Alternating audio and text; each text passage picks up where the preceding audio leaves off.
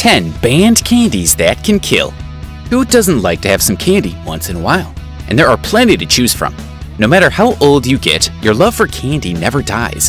While you might limit yourself from overdosing with the sugar rush though, you probably won't completely stop having them. Candies have this mysterious power of lifting our bad mood always. Candies and a good time is a tale that is as old as time.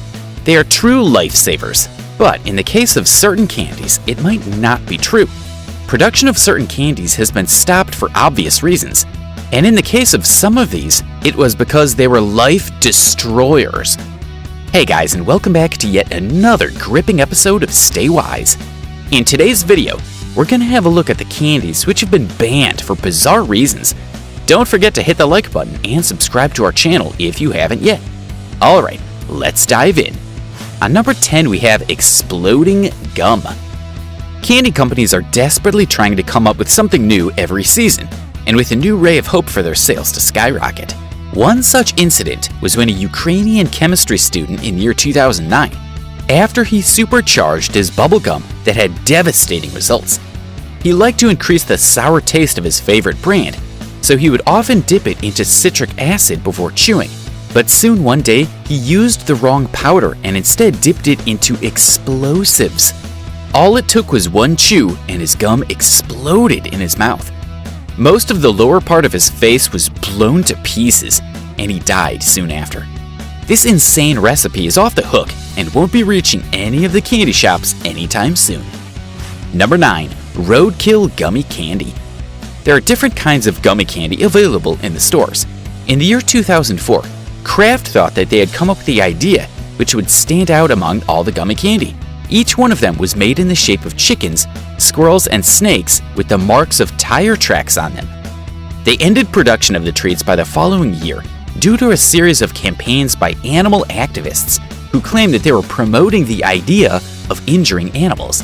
They further added that the product sent a message to children that it was okay to harm animals. Kraft was forced to rethink and relent their strategy. Number 8. Candy cigarettes. As the name suggests, they resembled a box of cigarettes that were made from sugar gum or chocolate that was wrapped in paper in a pack. They first began to be sold in the late 1800s.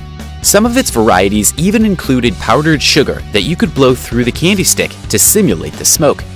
They began to be seen as a way to desensitize children to the idea of smoking. However, and for a time, cigarette manufacturers even helped with the production of the candy and allowed their branding to be used on the packets. The medical organizations became more aware of the dangers of smoking.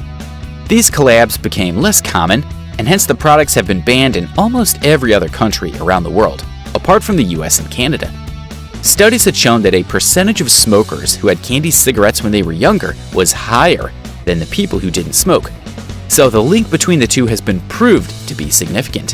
What seems like an innocent children's treat is probably responsible for the most deaths of any candy ever. And it's no surprise that scarce places now allow these to be sold. Number 7. Free candy. Who doesn't like things that are free of cost? We all run to the shops when we hear about big sales or discounts in the markets. Who are we kidding? Free candy is one of those candies which are free, duh, but in Madrid, Spain, the tradition of giving sweet treats for free has been banned. On the 5th of January every year, towns across the country hold a Christmas parade called Caligad de Deus, which sees 3 wise men greeting children before handing out gifts.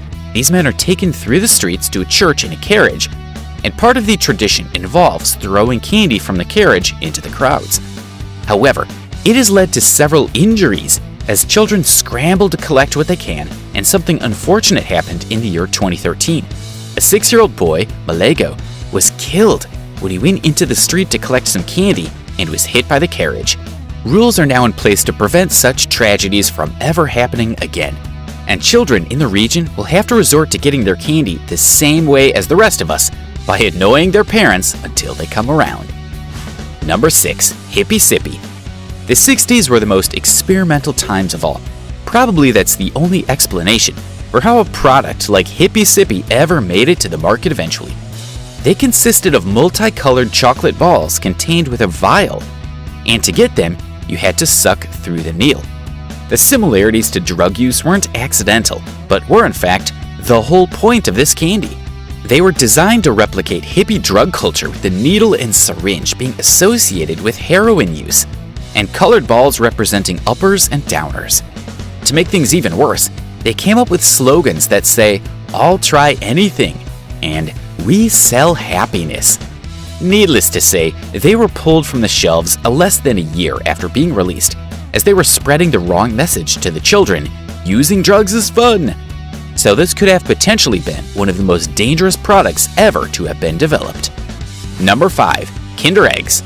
Kinder Eggs and Wonder Balls are one of the candies that are the dearest to all children, and some adults too, if we're being honest. The specialty of these candies was that they came with a plastic toy to play with, once all the sugary goodness is gone. Kinder is available worldwide. Each Kinder Egg contains a collectible toy to assemble, but it has been banned in the US for a long time. It was due to a law passed in the 1930s that strictly prohibits non-nutritive objects from being placed inside any type of food. The major concern was that some people wouldn't be aware that there was something in the treat that can't be eaten, and it would lead to a serious choking hazard. While this may seem like an overzealous lawmaking, the concern isn't completely insane.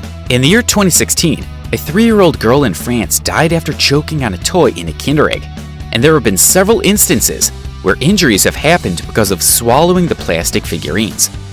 Despite several desperate attempts to bring the candies back to the US, it looks like the ban is here to stay. Number 4. Haribo Sugar-Free Gummy Bears. Haribo is one of the world's most popular candy brands, but despite making plenty of products that kids and grown-ups love, they hadn't always gotten things right.